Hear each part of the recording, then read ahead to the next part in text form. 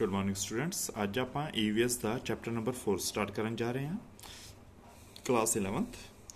ये हैगा चैप्टर थोड़े इकोनॉमी ते सोशल डिवेलपमेंट ते बेस्ड शॉर्ट चैप्टर है, बहुत लेंथी नहीं है।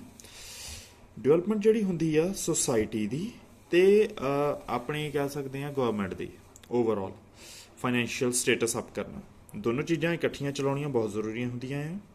इकोनॉमी ते सोसाइटी नूं, ठीक है, दोनों ही डिवेलप करनियां जरूरी होंदियां हैं। सो इकोनॉमी की डिवेलपमेंट होंदी की है? इकोनॉमी की डिवेलपमेंट होंदी है कि राइज किन्नी हो रही है पर परसन इनकम सोसाइटी दे विच, कि पर हैड किन्नी इनकम वधदी जा रही है, किन्नी वो अर्निंग कर रहे हैं, ठीक है, ताकि वो अपने आप नूं ते अपनी फैमिली नूं अगे वधा सकन। ठीक है, ये इंडिविजुअल भी होंदी है ते फुल फैमिली दी इकट्ठी भी होंदी है, दोवें तरह काउंट इस नूं कीता जाता है। ठीक है, इकोनॉमिक डिवेलपमेंट दे विच होर की पार्ट्स आते हैं? अगर स्टेट वाइज या कंट्री वाइज गिणीए कि टोटल एरिया कंट्री का कितना होएगा जिहदे विच डिवेलपमेंट हो रही है, या फिर किस रेट दे नाल ग्रोथ हो रही है पॉपूलेशन दी, ठीक है, किन्ने लोकी उत्थे वधदे जा रहे हैं, नैचुरल रिसोर्सिस उत्थे या रॉ मटीरियल्स किन्ने अवेलेबल हैगे आ, किन्नी जमीन आ ते किन्ने इंसान रह रहे हैं, उन्हां दी रेशो, इंडस्ट्री ते टैक्नोलॉजिकल ग्रोथ किन्नी हो रही है, इस दे नाल ही इंप्लॉयमेंट किन्नी है, किन्नी जॉब दे अवेलेबल उत्थे हैगे आ सर्कल, पर कैपिटा प्रोडक्शन किन्नी हो रही है, पर हैड किन्ना मटीरियल प्रोड्यूस किया जा रहा है, एजुकेशनल बैकग्राउंड की हैगी आ उत्थों दे इलाके दे लोकां दी, ठीक है, मिक्सअप हो के लोग रहिंदे आ या किस टाइप की कम्यूनिटी उत्थे रहिंदी आ, ठीक है, ते इकोनॉमिक पॉलिसीज की हैगियां उस कंट्री दियां, ये सारियां चीज़ां इफैक्ट करदियां डायरैक्टली किस नूं, इकोनॉमी दी डिवेलपमेंट नूं। ठीक है, उस तो बाद आ जाती है सोशल डिवेलपमेंट, कि सोसाइटी दे विच रहना है अगर तो आपां नूं रल मिल के रहने की लोड़ होंदी है। सोशल डिवेलपमेंट जिहड़ी है ये भी कॉम्पलीमेंटरी आ इकोनॉमिक डिवेलपमेंट दी, मतलब जिद्दां जिद्दां इकोनॉमी डिवेलप होंदी है नाल नाल सोशल डिवेलपमेंट होना भी जरूरी है। सोशल डिवेलपमेंट अगर वधदी है नाल नाल इकोनॉमी की डिवेलपमेंट भी जरूरी है। ठीक है, इस दे नाल ही आ जाता है कि किहड़ियां चीज़ां इफैक्ट करदियां हैं, जिद्दां किदां दी उत्थों दी लाइफ हैगी है लोकां दी, मैडिकल फैसिलिटीज़ हैल्थ केयर उन्हां नूं किदां दी मिल रही है, एजुकेशन किदां दी मिल रही है, वूमनस दा स्टेटस की है, चाइल्ड मैरिज वगैरह या फिर चाइल्ड लेबर वगैरह तो नहीं है उस एरिए दे विच ज़्यादा होनी चाहिए ही नहीं बिल्कुल भी। ठीक है, सेम वे अगर USA की गल करिए तो वो आपकी वड्डी वैल्थ जो हैगी आ फाइनैंशियल जिहड़ा हैगा आ वो लोकां दी सोशल नीड्स की फुलफिलिंग लई भी लगांदा आ। इंडिया एक स्ट्रगलिंग कंट्री है, डिवेलपिंग कंट्री है, सो बेसिक एमिनिटीज़ जो लोकां दी हैगियां वो प्रोवाइड कराउणा हाले इंडिया दे विच उन्ना ज़्यादा पॉसिबल नहीं है USA दे कंपैरेटिव। ठीक है, एजुकेशन जो है वो सब तो जरूरी पार्ट होंदा है किसी भी एरिया दे विच डिवेलपमेंट लई। मोस्टली की आ फैमिली का साइज जिहड़ा हैगा आ अगर वो दो या तीन जाणियां वाला होऊगा, मतलब कि अगर मान लो हसबैंड वाइफ है तो उन्होंने एक बेबी या दो बच्चे होणगे, तो उस चीज़ के नाल भी बहुत फर्क पैंदा है कि उत्थों के एरिए के उत्ते किन्नी डिवेलपमेंट का लोड पै रहा है, किन्नी लेट मैरिज होंदी है उस चीज़ का भी बहुत फर्क पैंदा है, पॉपूलेशन नूं स्लो करन दे विच या ग्रोथ नूं एक प्रॉपर फॉर्म दे विच लियाउण दे विच। नैक्सट पेज, नैक्सट आ जांदा तुहाडे कोल एग्रीकल्चर डिवेलपमेंट वाला। ठीक है, एग्रीकल्चर तो इंडस्ट्री का की फर्क पैंदा है डिवेलपमेंट के उत्ते। एग्रीकल्चर सोसाइटी जिहड़ियां हैगियां 10,000 साल पुरानियां हैगियां आ, पहला मशीनां यूज़ नहीं होंदियां सी, ट्रैडिशनल वे हुंदे सी, लोकी लाइफ स्टॉक रेज करते सी, जिद्दां फिश वगैरह हो गई, जिद्दां शीप्स वगैरह हो गई, उन्हां तो भी वो करते हुंदे सी, या काउज हो गई, बफैलोज हो गई, उन्हां तो भी वो लाइफ स्टॉक रेज करके उन्हां तो भी फूड प्रोडक्शन की हैल्प लेंदे सी। ठीक है, तो अपनी फैमिली लिए मोस्टली फूड प्रोडक्शन करते सी पुराने टाइम के उत्ते, तो ट्रेड वगैरह नूं बहुता ज़्यादा वो जरूरी नहीं करते सी, या बहुत छोटे स्केल के उत्ते ट्रेड वगैरह लैंड देन वगैरह बहुत छोटे स्केल पर करते सी। इस तो बाद आ जाती आ फार्मिंग मशीनरी आई, जिद्दां जिद्दां एडवांसमेंट हुई ग्रोथ होनी शुरू हो गई बहुत फास्ट रेट के उत्ते, मॉडर्न इक्विपमेंट्स आ गए, ट्रैक्टर वगैरह आ गए, ट्रॉलीज वगैरह आ गई। ठीक है, इस तो बाद इलैक्ट्रिक पावर आ गई, इरीगेशन के गैजेट्स आ गए कि पानी लाउण दे जिद्दां मोटर्स वगैरह आ गई, फर्टिलाइजर आ गया, प्लांट्स नूं प्रोटैक्ट करन दे लई या उन्हां दे विचों ज़्यादा यील्ड करन दे लई, ज़्यादा उन्हां तो आउटपुट लैण दे लई मटीरियल्स आ गए, तो उस करके ग्रीन रेवोल्यूशन भी आ गई एग्रीकल्चर दे विच। ते एक बिजनेस जो सीगा एक नवा बिजनेस बन गया, एग्रीकल्चर एक बिजनेस के तौर पर बन गया जिन्होंने एग्री बिजनेस कह दिता गया। इस दे विच की सी ਕਿ ਸਟੋਰੇਜ ਕਿੱਦਾਂ ਕਰਨੀ ਆ, ਪ੍ਰੋਸੈਸ ਕਿੱਦਾਂ ਕਰਨੀ ਆ ਫਾਰਮਸ ਦੇ ਲਈ, ਜਾਂ ਫਿਰ ਗਰੋਥ ਪ੍ਰੋਡਕਸ਼ਨ ਕਿੱਦਾਂ ਆਪ ਕਰਨੀ ਆ, ਜਾਂ ਫਿਰ ਕਿਸ ਤਰ੍ਹਾਂ ਦੇ ਸਮਾਨ ਦੀ ਲੋੜ ਹੈਗੀ ਆ ਫਾਰਮਿੰਗ ਕਰਨ ਦੇ ਲਈ, ਉਹਨਾਂ ਚੀਜ਼ਾਂ ਨੇ ਇਫੈਕਟ ਪਾਇਆ। ਇੰਡਸਟਰੀ ਅਗਰ ਆਪਾਂ ਗਿਣੀਏ ਤਾਂ ਇੰਡਸਟਰੀ ਜਿਹੜੀ ਆ ਸਨ 1700 ਦੇ ਵਿੱਚ 1700 AD ਦੇ ਵਿੱਚ ਜ਼ਿਆਦਾ ਪੇਂਡੂ ਸ਼ਹਿਰਾਂ ਨੂੰ ਡੀਸੈਂਟਰਲਾਈਜ਼ ਕਰਕੇ ਬਣਨੀ ਸਟਾਰਟ ਹੋਈ ਸੀ ਇੰਗਲੈਂਡ ਦੇ ਵਿੱਚ, ਠੀਕ ਹੈ। ਇਸ ਤੋਂ ਬਾਅਦ ਕੀ ਸੀ ਇਸ ਦੇ ਵਿੱਚ ਕਿ ਜਦੋਂ 18th ਸੈਂਚੁਰੀ ਤੱਕ ਪਹੁੰਚੇ ਆਪਾਂ, 18th ਸੈਂਚੁਰੀ ਤੱਕ ਪਹੁੰਚਦੇ ਦੇ ਮਸ਼ੀਨੀਕਰਨ ਆ ਗਿਆ ਤੇ ਅਰਬਨ ਇੰਡਸਟਰੀਜ਼ ਬਣਨੀਆਂ ਸ਼ੁਰੂ ਹੋ ਗਈਆਂ, ਜਿੱਥੇ ਕਿ ਫਿਊਲ ਹੋ ਗਿਆ, ਫੂਡ ਹੋ ਗਿਆ, ਮਿਨਰਲਸ ਹੋ ਗਏ ਜਾਂ ਟਿੰਬਰਸ ਹੋ ਗਏ, ਉਹਨਾਂ ਦੀ ਯੂਜ਼ੇਜ ਜਿਹੜੀ ਸੀ ਉਹ ਬਹੁਤ ਤੇਜ਼ੀ ਨਾਲ ਵੱਧ ਗਈ ਸਿਟੀਜ਼ ਦੇ ਵਿੱਚ। ਸੋਸ਼ਲ ਫੈਕਟਰ ਕਿਹੜੇ ਇਫੈਕਟ ਕਰਦੇ ਪਏ ਸੀ ਡਿਵੈਲਪਮੈਂਟ ਨੂੰ ਜਿਹੜੇ ਇਫੈਕਟ ਕਰ ਰਹੇ ਸੀ ਫੈਕਟਰਸ, ਉਹ ਇਕਨੋਮਿਕ ਵੀ ਸੀਗੇ, ਪੋਲੀਟੀਕਲ ਵੀ ਸੀਗੇ ਤੇ ਸੋਸ਼ਲ ਖੁਦ ਵੀ ਸੀਗੇ, ਠੀਕ ਹੈ, ਕਿਸੇ ਵੀ ਤਰ੍ਹਾਂ ਦੀ ਡਿਵੈਲਪਮੈਂਟ ਦੇ ਲਈ। ਹੁਣ ਇਕਨੋਮਿਕ ਡਿਵੈਲਪਮੈਂਟ ਜਿਹੜੀ ਸੀ ਉਹ ਡਾਇਰੈਕਟਲੀ ਡਿਪੈਂਡ ਕਰਦੀ ਸੀ ਕਾਹਦੇ ਤੇ, ਸੋਸ਼ਲ ਫੈਕਟਰਸ ਦੇ ਉੱਤੇ, ਜਿਵੇਂ ਕਿ ਚਾਈਲਡ ਮੈਰਿਜ ਵਗੈਰਾ, ਚਾਈਲਡ ਲੇਬਰ ਵਗੈਰਾ, ਜਾਂ ਹਿਊਮਨ ਦੀ ਹੈਲਥ ਵਗੈਰਾ ਸਹੀ ਹੋਵੇ, ਜਾਂ ਸੋਸ਼ਲ ਕਲਚਰ ਅਤੇ ਐਥੀਕਲਸ ਵੈਲਿਊ, ਜੋ ਵੀ ਪੁਰਾਣੇ ਲੋਕਾਂ ਦੀਆਂ ਕਹੀਆਂ ਹੋਈਆਂ ਗੱਲਾਂ ਸੀ ਉਹਨਾਂ ਦੇ ਅਕੋਰਡਿੰਗ ਕੀ ਆਪਾਂ ਕਰ ਸਕਦੇ ਕਿ ਨਹੀਂ ਕਰ ਸਕਦੇ, ਉਹਨਾਂ ਚੀਜ਼ਾਂ ਦੇ ਉੱਤੇ ਇਫੈਕਟ ਕਰਦਾ ਸੀ। ਦੈਨ ਆ ਗਈ ਪਾਵਰਟੀ ਕੀ ਹੁੰਦੀ ਆ, ਗਰੀਬੀ, ਠੀਕ ਹੈ। ਇੰਡੀਵਿਜੂਅਲ ਜਾਂ ਫੈਮਿਲੀ ਹੈਡਸ ਕਿੰਨੇ ਹੈਗੇ ਆ, ਫਾਈਨੈਂਸ਼ੀਅਲੀ ਉਹ ਕਿੰਨੇ ਸਫੀਸ਼ੀਐਂਟ ਹੈਗੇ ਆ, ਉਹ ਚੀਜ਼ ਡਿਪੈਂਡ ਕਰਦੀ ਸੀ ਕਿ ਕਿੰਨੀ ਉਹਨਾਂ ਦੀ ਪਾਵਰਟੀ ਹੈਗੀ ਹੈ। ਹੁਣ ਹਰ ਬੰਦੇ ਨੂੰ ਬੇਸਿਕ ਫੂਡ, ਕਲੋਥ, ਸ਼ੈਲਟਰ ਜਾਂ ਪਾਣੀ ਸਾਫ਼ ਜੋ ਹੋ ਗਿਆ, ਜਾਂ ਖਾਣ ਲਈ ਚੀਜ਼ਾਂ, ਜਾਂ ਫਿਰ ਹੈਲਥ ਫੈਸਿਲਿਟੀਜ਼ ਚਾਹੀਦੀਆਂ ਆ। ਸੋ ਉਸ ਦੇ ਲਈ ਕੀ ਹੈ, ਉਸਨੂੰ ਬੇਸਿਕ ਨੀਡਸ ਵੀ ਪੂਰਾ ਕਰਨ ਲਈ ਮਨੀ ਦੀ ਲੋੜ ਹੁੰਦੀ ਹੈ। ਸੋ ਪਾਵਰਟੀ ਦਾ ਮਤਲਬ ਹੋ ਜਾਂਦਾ ਕਿ ਅਗਰ ਉਹ ਆਪਣੀਆਂ ਬੇਸਿਕ ਨੀਡਸ ਪੂਰੀਆਂ ਨਹੀਂ ਕਰ ਪਾ ਰਿਹਾ, ਕੋਈ ਵੀ ਪਰਸਨ, ਭਾਵੇਂ ਉਹ ਫੂਡ ਹੈ, ਕਲੋਥ ਹੈ, ਸ਼ੈਲਟਰ ਹੈ, ਸਾਫ਼ ਪਾਣੀ ਹੈ, ਜਾਂ ਫਿਰ ਹੈਲਥ ਫੈਸਿਲਿਟੀਜ਼ ਹੈ, ਅਗਰ ਉਹ ਨਹੀਂ ਇਹ ਲੈ ਪਾ ਰਿਹਾ, ਦੈਟ ਮੀਨਸ ਉਹ ਪਾਵਰਟੀ ਲਾਈਨ ਦੇ ਅੰਡਰ ਆਉਂਦਾ ਆ। ਦੈਨ ਆ ਜਾਂਦਾ ਆ ਅਫਲੂਐਂਸ ਦੇ ਵਿੱਚ ਕੀ ਹੈਗਾ ਆ ਕਿ ਅਗਰ ਤੁਹਾਡੇ ਕੋਲ ਬਹੁਤ ਪੈਸਾ ਹੈਗਾ ਵੀ ਆ, ਠੀਕ ਹੈ, ਤੇ ਗੁੱਡ ਸਟੈਂਡਰਡ ਦੀ ਲਾਈਫ ਤੁਸੀਂ ਜੀ ਰਹੇ ਆ, ਠੀਕ ਹੈ, ਇਹ ਡਾਇਰੈਕਟਲੀ ਰੋਲ ਪਲੇ ਕਿਹਦੇ ਲਈ ਕਰ ਰਿਹਾ ਹੁੰਦਾ ਆ, ਕਿਸੇ ਵੀ ਕੰਟਰੀ ਦੀ ਡਿਵੈਲਪਮੈਂਟ ਦੇ ਵਿੱਚ। ਅਗਰ ਤੁਹਾਡੇ ਕੋਲ ਪੈਸਾ ਆ, ਤੁਸੀਂ ਇਨਵੈਸਟ ਕਰ ਰਹੇ ਆ, ਉਸ ਦਾ ਮਤਲਬ ਆ ਤੁਸੀਂ ਕੰਟਰੀ ਦੀ ਡਿਵੈਲਪਮੈਂਟ ਦੇ ਵਿੱਚ ਵੀ ਹਿੱਸਾ ਪਾ ਰਹੇ ਆ, ਠੀਕ ਹੈ। ਕੋਈ ਵੀ ਪ੍ਰੋਜੈਕਟ ਹੈਗਾ ਆ, ਉਸਦੇ ਡਿਵੈਲਪਮੈਂਟ ਦੇ ਲਈ ਕੀ ਚਾਹੀਦਾ ਹੁੰਦਾ ਆ, ਪੈਸਾ ਤਾਂ ਚਾਹੀਦਾ ਹੀ ਹੁੰਦਾ ਆ। ਤੇ ਇਹੀ ਇੱਕ ਮੇਨ ਰੀਜ਼ਨ ਵੀ ਬਣ ਜਾਂਦਾ ਹੈ ਜਿਸ ਕਰਕੇ ਡਿਵੈਲਪਮੈਂਟ ਨੂੰ ਰੋਕਣਾ ਗਲਤ ਹੋ ਜਾਂਦਾ ਹੈ। ਹੁਣ ਐਜੂਕੇਸ਼ਨ ਦੀ ਗੱਲ ਆ ਗਈ ਕਿ ਕਿਸੇ ਵੀ ਡਿਵੈਲਪਿੰਗ ਨੇਸ਼ਨ ਦੇ ਲਈ ਐਜੂਕੇਸ਼ਨ ਇੱਕ ਸੋਸ਼ਲ ਫੈਕਟਰ ਹੈਗਾ ਆ।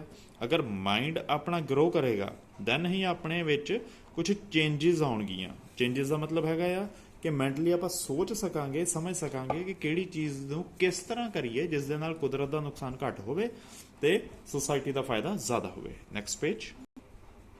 ਇਹੀ ਜਿਹੜਾ ਸਾਇੰਟੀਫਿਕ ਐਟੀਟਿਊਡ ਆਪਣੇ ਵਿੱਚ ਆਉਂਦਾ ਆ, ਉਹੀ ਆਪਾਂ ਨੂੰ ਇੱਕ ਓਪਨ ਮਾਈਂਡਡ ਜਾਂ ਇੱਕ ਰੈਸ਼ਨਲ ਅਪਰੋਚ ਬਣਾਉਂਦਾ ਆ ਕਿ ਲੋਕਾਂ ਵਾਂਗੂ ਆਪਾਂ ਰੈਗੂਲਰ ਨਾ ਸੋਚੀਏ, ਕੁਝ ਡਿਫਰੈਂਟ ਸੋਚ ਕੇ ਉਸ ਚੀਜ਼ ਦੇ ਨਾਲ ਕੁਦਰਤ ਦਾ ਤੇ ਆਪਣਾ ਦੋਨਾਂ ਦਾ ਫਾਇਦਾ ਕਰ ਸਕੀਏ।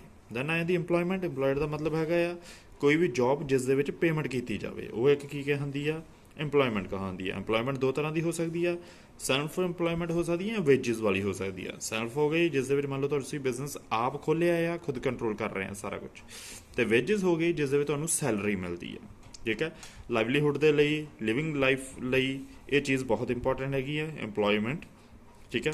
ਇਸੇ ਨਾਲ ਹੀ ਤੁਹਾਡੀ ਡਿਵੈਲਪਮੈਂਟ ਜੋ ਵੀ ਹੈਗੀ ਆ ਸੋਸਾਇਟੀ ਦੇ ਵਿੱਚ ਉਹ ਸ਼ੋ ਹੁੰਦੀ ਹੈ ਕਿ ਕਿੰਨਾ ਤੁਸੀਂ ਗਰੋ ਕਰ ਰਹੇ ਆ ਤੇ ਕਿੰਨਾ ਤੁਸੀਂ ਸੋਸਾਇਟੀ ਦੇ ਵਿੱਚ ਸੋਸਾਇਟੀ ਨੂੰ ਅੱਗੇ ਵਧਣ ਵਿੱਚ ਹੈਲਪ ਕਰ ਸਕਦੇ ਆ। ਮੁੜ ਕੇ ਜੇ ਤੁਸੀਂ ਖੁਦ ਚੰਗੇ ਹੋਵੋਗੇ, ਵਧੀਆ ਫਾਈਨੈਂਸ਼ੀਅਲ ਸਟੇਟਸ 'ਚ ਹੋਵੋਗੇ ਤਾਂ ਆਟੋਮੈਟਿਕਲੀ ਤੁਸੀਂ ਬਾਕੀਆਂ ਲਈ ਵੀ ਕੁਝ ਚੰਗਾ ਕਰ ਪਾਓਗੇ। ਦੈਨ ਆ ਜਾਂਦੀ ਹੈ ਚਾਈਲਡ ਲੇਬਰ। ਚਾਈਲਡ ਲੇਬਰ ਦੇ ਵਿੱਚ ਕੀ ਹੈ ਕਿ ਪੁਰਾਣੇ ਜ਼ਮਾਨੇ 'ਤੇ ਇਹ ਸੋਚਿਆ ਜਾਂਦਾ ਸੀ ਕਿ ਘਰ ਦੇ ਵਿੱਚ ਜਿੰਨੇ ਜ਼ਿਆਦਾ ਬੱਚੇ ਹੋਣਗੇ, ਪੂਅਰ ਫੈਮਿਲੀ ਹੈਗੀ ਆ, ਜਿੰਨੇ ਜ਼ਿਆਦਾ ਫੈਮਿਲੀ ਸਾਈਜ਼ ਹੋਊਗਾ ਉਨੇ ਜ਼ਿਆਦਾ ਹੱਥ ਵੀ ਹੋਣਗੇ ਕੰਮ ਕਰਨ ਲਈ ਤਾਂ ਉਨੇ ਜ਼ਿਆਦਾ ਪੈਸੇ ਹੋਣਗੇ। ਬਟ ਇਸ ਚੀਜ਼ ਨੂੰ ਅਗਰ ਦੂਸਰੇ ਤਰ੍ਹਾਂ ਸੋਚਿਆ ਜਾਵੇ ਕਿ ਜਿੰਨੇ ਜ਼ਿਆਦਾ ਪਰਸਨਸ ਹੋਣਗੇ ਉਨੇ ਜ਼ਿਆਦਾ ਉਹਨਾਂ ਨੂੰ ਖਾਣਾ ਖਾਣ ਦੀ ਜਾਂ ਫਿਰ ਫੂਡ ਦੇ ਨਾਲ ਨਾਲ ਸ਼ੈਲਟਰ ਦੀ ਜਾਂ ਕਲੋਥਸ ਦੀ ਜਾਂ ਹਾਈਜੀਨ ਦੀ, ਠੀਕ ਹੈ ਨਾ, ਉਹਨਾਂ ਚੀਜ਼ਾਂ ਦੀ ਵੀ ਲੋੜ ਪਏਗੀ ਤਾਂ ਉਹਨਾਂ ਜ਼ਿਆਦਾ ਉੱਤੇ ਇਨਵੈਸਟ ਵੀ ਹੋਏਗਾ, ਠੀਕ ਹੈ। ਤਾਂ ਕਰਕੇ ਚਾਈਲਡ ਲੇਬਰ ਜੋ ਹੈਗੀ ਆ ਗੌਰਮੈਂਟ ਦੁਆਰਾ ਬੈਨ ਕੀਤੀ ਹੋਈ ਹੈ ਕਿ ਅਗਰ ਬੱਚਿਆਂ ਦੀ ਮੈਂਟਲ ਡਿਵੈਲਪਮੈਂਟ ਨਾ ਹੋਈ, ਫਿਜ਼ੀਕਲ ਡਿਵੈਲਪਮੈਂਟ ਨਾ ਹੋਈ ਤੇ ਉਹ ਮੰਨ ਲਓ ਇਨ ਜੌਬ ਮੰਨ ਲਓ ਕਿਸੇ ਕੰਮ ਦੇ ਵਿੱਚ ਲੱਗ ਵੀ ਜਾਂਦੇ ਆ, ਉਸ ਦੇ ਨਾਲ ਕੀ ਹੋਏਗਾ ਕਿ ਦੇਸ਼ ਦੇ ਵਿੱਚ ਕੀ ਹੋਏਗਾ, ਮੈਂਟਲ ਡਿਵੈਲਪਮੈਂਟ ਜੋ ਹੋਗੀ ਉਹ ਟੋਟਲੀ ਸਟਕ ਹੋ ਜਾਏਗੀ। ਤੇ ਅਗਰ ਮੈਂਟਲੀ ਆਪ ਨਹੀਂ ਹੋਵਾਂਗੇ ਤਾਂ ਪੁਰਾਣੀ ਸੋਚ ਜਾਂ ਫਿਰ ਮਾੜੀ ਸੋਚ ਉਸ ਚੀਜ਼ ਵੱਲ ਨੂੰ ਛੇਤੀ ਜਾਵਾਂਗੇ।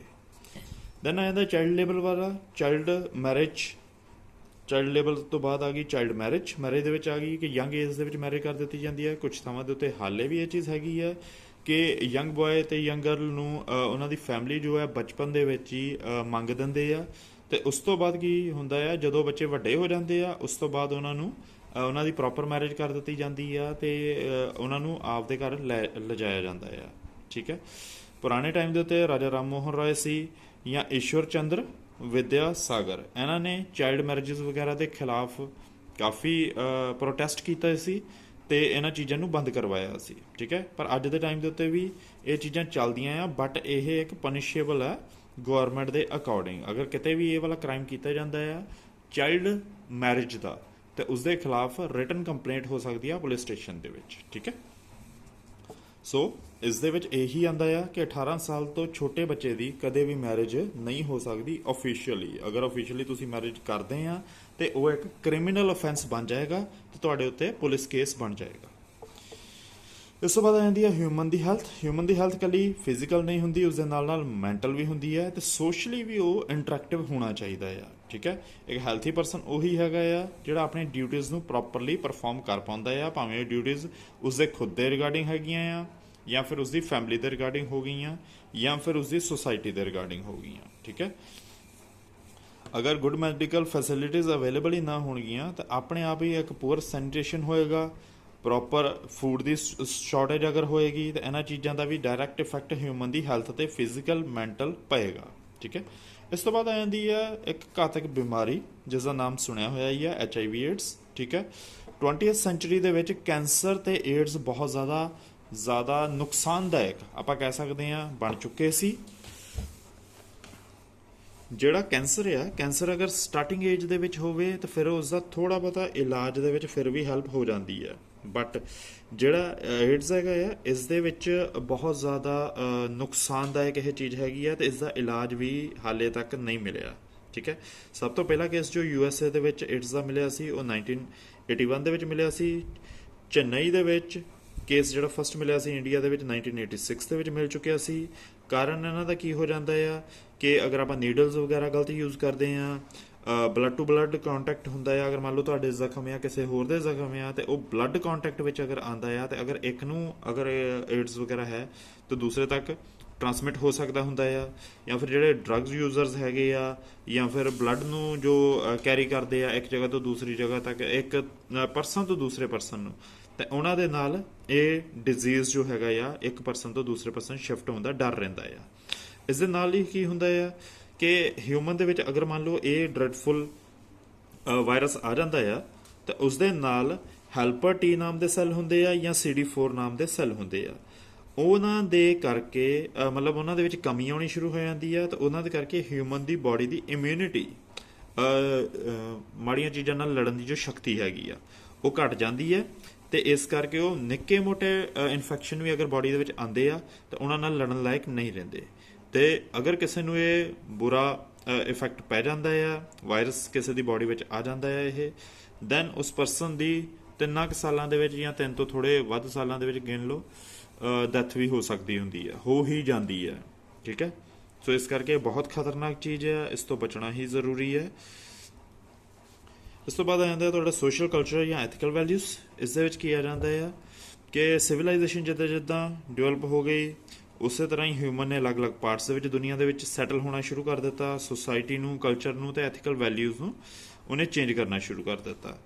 ਤੇ ਹੋਇਆ ਕਿ ਪੁਰਾਣੇ ਟਾਈਮਸ ਦੇ ਵਿੱਚ ਕੀ ਹੁੰਦਾ ਸੀ ਕਿ ਇਨਸਾਨ ਜੋ ਸੀ ਕੁਦਰਤ ਦਾ ਧਿਆਨ ਰੱਖਦਾ ਸੀ ਔਰ ਇਸ ਚੀਜ਼ ਨੂੰ ਆਪਣਾ ਧਰਮ ਮੰਨਦਾ ਸੀ ਕਿ ਉਸਨੇ ਕੁਦਰਤ ਦੇ ਨਾਲ ਕੋਈ ਵੀ ਗਲਤ ਛੇੜਖਾਨੀ ਨਹੀਂ ਕਰਨੀ ਤੇ ਕੁਦਰਤ ਨਾਲ ਰਲ ਕੇ ਰਹਿਣਾ ਆ, ਪੀਸ ਬਣਾ ਕੇ ਰੱਖਣਾ ਆ ਤੇ ਐਨਵਾਇਰਨਮੈਂਟ ਨੂੰ ਖਰਾਬ ਨਹੀਂ ਕਰਨਾ। ਬਟ ਪੁਰਾਣੇ ਟਾਈਮਾਂ ਦੇ ਵਿੱਚ ਇਹ ਚੀਜ਼ਾਂ ਸੀ ਕਿ ਲਿਵਿੰਗ ਜੋ ਨੈਚੁਰਲ ਰਿਸੋਰਸਿਸ ਹੈਗੇ ਆ, ਨੈਚੁਰਲ ਵਰਲਡ ਹੈਗੇ ਆ, ਉਹਨੂੰ ਡਿਸਟਰਬ ਕੀਤੇ ਬਿਨਾਂ ਆਪਣੀ ਜ਼ਿੰਦਗੀ ਨੂੰ ਅੱਗੇ ਚਲਾਉਣਾ ਜ਼ਿਆਦਾ ਵਧੀਆ ਸਮਝਿਆ ਜਾਂਦਾ ਸੀ।